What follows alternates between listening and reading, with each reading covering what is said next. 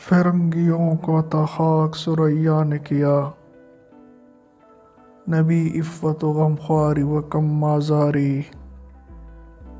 صلہ فرنگ سے آیا ہے ثریا کے لیے، میں وہ کموار و ہجوم زنان بازاری۔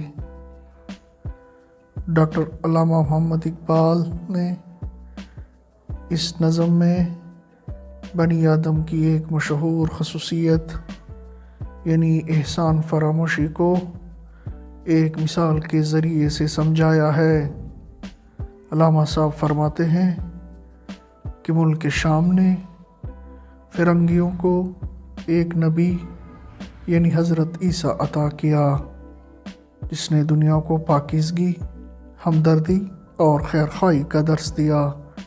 لیکن فرنگیوں نے جب اس ملک پر قبضہ کیا تو ان اصولوں کی ترویج کے بجائے اہل شام کو دنیا کی 3 بڑی نعمتیں عطا کی، یعنی شراب، جوا اور فاحشہ عورتیں۔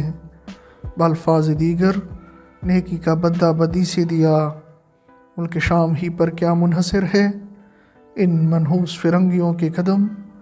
جس ملک میں بھی گئے انہوں نے اپنی نعمتوں کو رائج کیا۔ دور جانے کی کیا ضرورت ہے، پاکستان ہی کو دیکھ لیجئے۔